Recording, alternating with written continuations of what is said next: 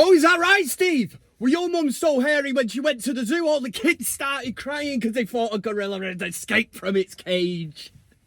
How are we doing, everybody? It's Kev Ashford back in the van for the road trip for the Van Cam here on the biggest Man United fan channel in the land.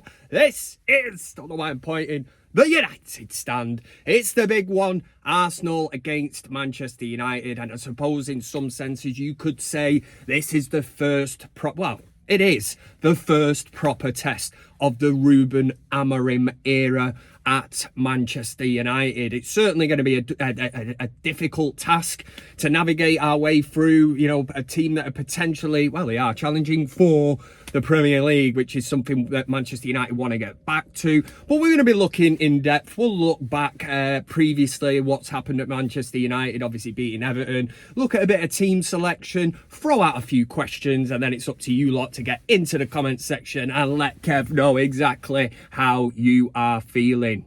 And remember to subscribe and finger that like button. So previously, Manchester United were 4-0 winners against Everton. And in terms of the actual team selection, I think we're going to have to rename it Ruben Roulette, because I'm hands down, man. This man, when he's picking a team, you know, he's the expert, he's the genius. I'll certainly leave it to him, but trying to predict an 11 under this manager is proving very, very difficult. And that probably comes down to the fact that we had Erik ten Hag, who becomes, shall we say, a bit predictable. Certainly played what we all classed as his favourites in that team. But Ruben Amorim certainly shook it up. You would have thought from midweek, or Kev certainly thought, that Rasmus Højlund would have been a shoo-in. A great performance, scores a couple of goals, and then we hear that Joshua Zirkzee in the team, and you're like, whoa, it's a mind blower. What's all this about, man? But on reflection of the game, it paid dividends, because obviously Joshua Zirkzee comes into that game, scores 2 goals, plays very, very well, playing in this, shall we call it, a 9.5. You know, he's already admitted that he's not going to be he's not an out-and-out striker. Goals aren't, you know, part of his game. He's more about bringing others into play. So it was quite refreshing to see that Ruben Amorim's kind of tactics, the game application, everything was absolutely spot on. Joshua Zirkzee is one that we'll get into when we do the little team selection bit, where we try and predict Ruben Roulette. One player who is returning from injury is Leny Yoro, and Amorim spoke about this in his pre-match press conference. He was saying stuff like, you know, Yoro is back, but can we see him starting this evening? Now, you put it like that until the news broke last evening that Luke Shaw is injured. Again! Yes, again. Bloody Nora, I swear to God, I've had it up to here with Luke Shaw. Nothing personal on him, but I was looking forward to getting him back.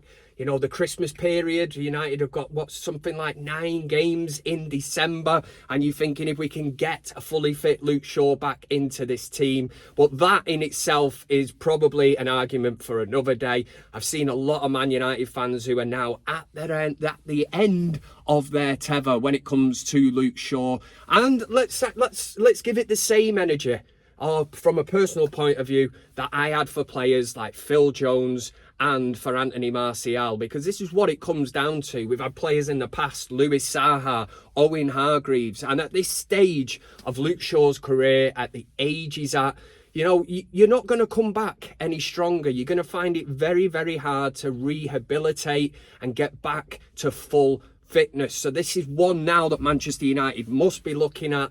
Do they cut their ties? They might have to do that for the best, you know, we want to do the best for the club. That's what we need to do. And if that means offloading Luke Shaw, then I think, you know what? I think he might have just had his last drink in the last chance saloon at United, because under this new manager now, I think other players will be chomping at the bit, and there's players now that will feel that they can get above Luke Shaw in the pecking order, and that comes down to the fact that he is so injury prone. In terms of the game this evening, there are a few decisions that will be taken out or away from Ruben Amorim trying to navigate his way to picking his starting 11, which is going to be really, really interesting. There's 2 suspensions on the card, which means Lisandro Martinez, I don't know why I said it like that, and of Kobbie Mainoo, who come back into the team against Everton. What I will say is very, very refreshing to see Mainoo back in there, because I think he offers us something totally different in the middle of the park in comparison to an Ugarte or a Casemiro or even Eriksen to an extent. So it is interesting, it really is, to see what is going to sort of pan out this evening. It's a first proper test of Ruben Amorim's Manchester United career and what he can do tactically. But yes, in terms of picking the team, Anana has been sensational. He obviously will start in net. The back three is going to be interesting. As I've just said there, Lisandro Martinez is missing. We know that Luke Shaw, the breadstick, he will not be making this game. Maybe he's just looked and thought, oh, it's Christmas coming up, I'm injured, gaffer. I'm joking. Before anybody tries, you know, shutting Kev down and cancelling him. Yeah, so in terms of the back three, you could be looking at Mazraoui, De Ligt, and could a Harry Maguire come back in there? And I know some people, I'm not his biggest fan as well, but when called upon, Harry, he has the experience to do the business. Or would you throw in Lenny Yoro? You know, it is a massive decision, a massive call to make. Very, very young. He hasn't had, obviously, a full 90 minutes. He got injured in the pre-season, which was very unfortunate for him on a personal level and for us as supporters, because we've seen a lot of very, very good things, especially like against Rangers, that cameo appearance in pre-season. But yeah, let me know in the comment section, do you think this is the game to throw Lenny Yoro into? In midfield, again, like I said, Kobbie Mainoo is a decision now that he's taken away from the manager. He has to plan around that. I would be going personally, when I look at horses for courses, which I think Amorim does do. He looked at that Everton game. You know, he took out Højlund, who scored 2 goals midweek. He put Xerxes in. Xerxes scores 2 goals. But what you are going to need against Arsenal, I've said it so many times, is somebody who can press from the front. And for me, Xerxes don't do that, but he would offer that option of holding up the ball. That's if you wanted to play that way. But we know that Arsenal will stay true to their beliefs. They're going to, you know, play out from the back. So in that sense, I would want somebody who's going to be tenacious, quick, work very, very hard, closing down the left back, the right back, you know, the centre backs, whoever it's going to be. And we've seen that against Bodo Glimt when Højlund chased down the keeper. I mean, that is a goal out of nothing. You can call it a mistake by the keeper, but you have to give respect to what Rasmus did there when he closed down the keeper. And obviously United got off to a flyer that evening with Garnacho starting. In the midfield, like I say, I'm going with Ugarte and Casemiro. I think it gives you that protection blanket that you may well need in a game like this, where you can certainly expect to be under periods of pressure, shall we say. Further forward, I personally would go with Bruno and Rashford as these kind of so-called 10s. Højlund up top.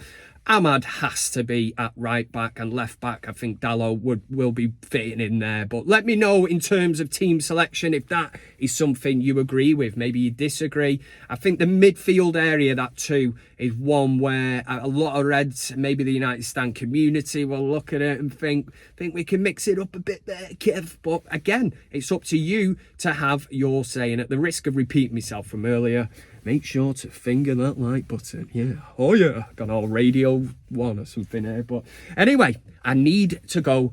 It's going to be so intriguing, honestly. I've never been so excited about hearing team news, honestly. Because over the last couple of years, we stagnated. It did become very predictable. But Ruben will set up United the best way he thinks that we can get a result. And are you confident? Do you think that Manchester United can actually go to the Emirates, bring back 3 points and put an absolute dent in Arsenal's title charge?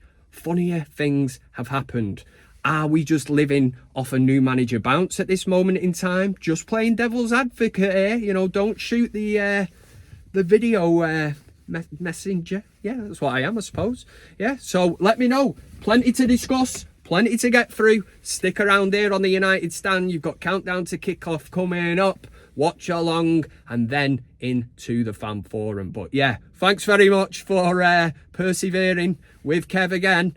I'll be back for the next one. I'll be back on the fan forum in a bit anyway, so hopefully discussing a Manchester United win and for United against the Arsenal. Shit song that is. Come on! United!